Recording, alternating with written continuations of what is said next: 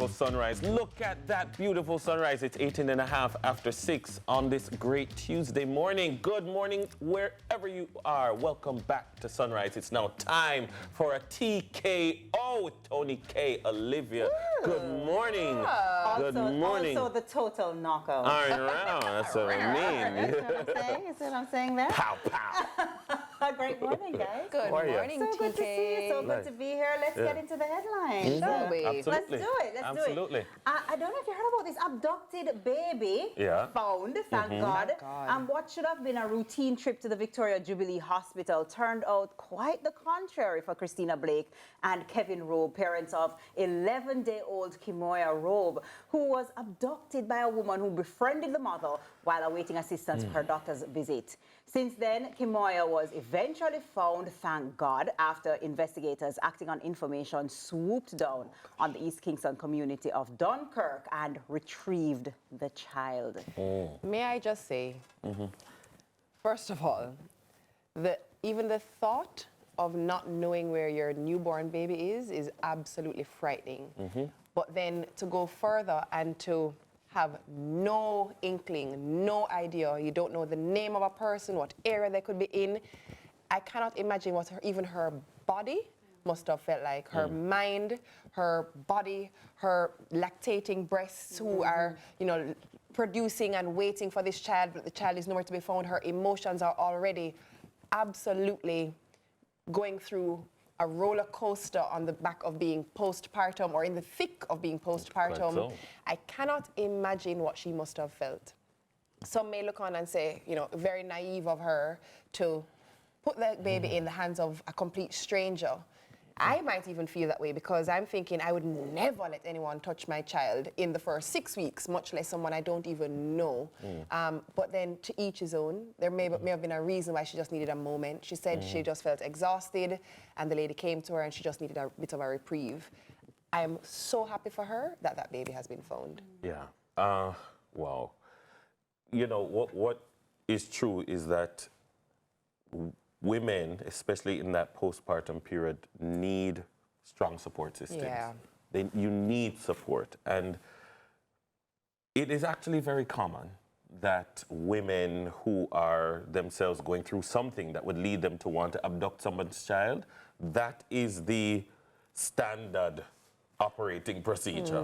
You go and you're on the maternity ward and you befriend. You befriend and you make yourself useful. Yeah. And you become almost, you become trusted. And then you, in a moment of vulnerability, you go and you pounce. Yeah. And so I read elsewhere that it was at a moment when the father went to go and buy something. You know, I was relieved when I heard that the father was in the picture, was active, you know, was present. But it was in the moment when her support system was a little bit down by virtue of him going to do something else. And that's when she pounced. And I'm saying that we have to be careful of, especially on maternity wards, for hangers-on. We have to be careful on maternity wards for persons who are looking for that vulnerable person because guess what? They'll feel out everybody and they'll know, no. Yeah. You?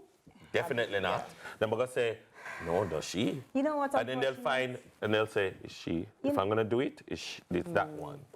What's unfortunate about a story like this is, you know, I hear you and the vulnerability and being targeted and things like this, but also, you know, it also makes it so difficult to seek help. You know, in so many cases when you're overwhelmed and there, you know, there are people around and people, when a mother does the opposite and says, and doesn't receive help and then there's any kind of harm to her, people say, then why she never just ask for help? Right. Why she never just reach out? Why didn't she just? And so the opposite is also true. Then you're like, it makes it so difficult. Which is why I began by saying which is why I began by saying you need a support system. You need people. People need people, you know. But the key is, especially in a scenario like this, trusted people. Yeah. People who you're familiar with, people who your soul feels safe with. They are trusted. You know that they will treat your child the way you would treat your child. And let me tell you, I'm in the thick of it right now, and there may be an occasion. My husband is extremely present. We have a nurse who is extremely great and supportive. Good morning, Nurse Ingrid.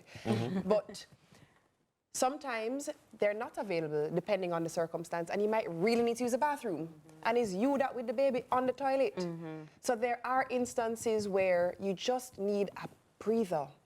But the key is it must be a trusted person who you know will treat your baby the way you would treat your baby. That is the key. Sometimes in desperation, I just need a minute, you know? And more importantly, stop pouncing on the people, man. Yes, For whatever reason, I understand, you know, there may be an infertility issue. Someone may desperately want a child, then adopt a child. But to abduct someone's child, stop it. I think we also need to bear in mind that a lot of the times it happens with someone who was recently on the maternity ward who may have lost their child. Baby. And so maternity ward security is something that we have, because like people don't realize, I mean, maybe because the faces keep turning, the turnover rate is high, but hold on. No, she from last month, with like, why is she still here? You know, what is going on? What reason would she be on this What is ward? going on? You know, and to have certain alarm bells, you know. Yeah. But most importantly, the baby has been found. And we give thanks safely reunited, yes. thank God. Give thanks thank God. Yeah. So next up, Haitian Crisis. The U.S. is to double backing for multinational task force. The United States will be doubling its support for a Kenyan-backed multinational task force to restore security in gang-ravaged Haiti. That's according to U.S. State Secretary Antony Blinken. Blinken was speaking yesterday at a high-stakes CARICOM meeting in Kingston, exploring solutions to the ongoing Haitian crisis. Prime Minister Andrew Holness, who was present among world leaders, he supports the multinational mission to Haiti. Last year, the Biden administration pledged $100 million to support peace efforts in Haiti. Gangs in the country have become powerful entities, with estimates suggesting up to 200 gangs operating in the country, about 20 of them in the country's capital. Embattled Haitian Prime Minister Ariel Henry was notably absent from yesterday's meeting. Henry has been stranded in Puerto Rico since last week after gang commanders seized control of Haiti's main international airport. The Dom Rep, which shares the island of Hispaniola with Haiti, also declined to accommodate Henry's jet. So, yeah, and Henry has apparently shut down requests to resign. No, demands. Demands. I don't think they were saying, would you like to resign, Mr. Henry? No, they are definitively, gangs are demanding that he resign. A particularly prominent one is demanding that he resign. And, you know, this conversation about Haiti being a failed state, and Haiti being, you know, the structures of government and I don't know, you resign and you have elections. I don't know that the integrity of any electoral process would be intact in Haiti at this particular time. Right. You know, I don't know that you're going to have one man, one vote. I don't know that you're going to be free of voter intimidation.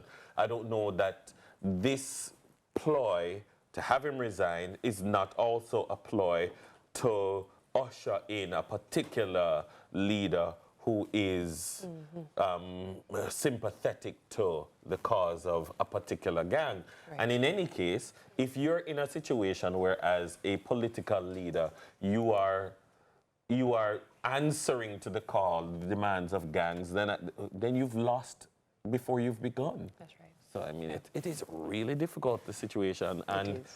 But one of the things that were coming out of yesterday's meeting, and people like Merta Disolme, she's been at the forefront of the Haiti-Jamaica association or group. The solutions to the problems of Haiti must be Haitian-led. So it's not like a bunch of foreign leaders are going to come and say, hey, this is what Haiti needs to do. We need to find a solution that is driven and owned by the people of Haiti. Yes. Yeah, absolutely. Absolutely. Next up, CVM's coverage of the budget debate. So CVM is set to carry the opening of the budget debate by Minister Nigel Clark live today from 3 to 5 p.m. Minister Clark will join us on Sunrise tomorrow for a post-budget discussion. So that's pretty exciting. That's pretty exciting. So we'll be hearing information on that, and we look forward to seeing what comes. Well, we'll definitely tune in. Definitely. All right. So, of course, I'll have more for you in the news later at 7 a.m. Looking forward. It's always good to see you. Yay! I really It's always love good when to be you're here. Walking on You're not Rosé. leaving, TK. You're doing the next segment with us. Oh, am I? Yeah. I don't know. Come We'll eat with see. me. We'll see. Ooh, is there food? Did you just Look say at that, eat? you see? You don't smell Did you it? just say eat? Yeah. I'm with it. Girl, I know how to get you, I'm girl. here. All right, on the other side of the break, you see? You see? Tell you something, no, I'm our ticket man. You see how TK smell that? Dancehall Jerk is in the building. You don't want to miss this. Stick around. TK, me don't even chop up your portion.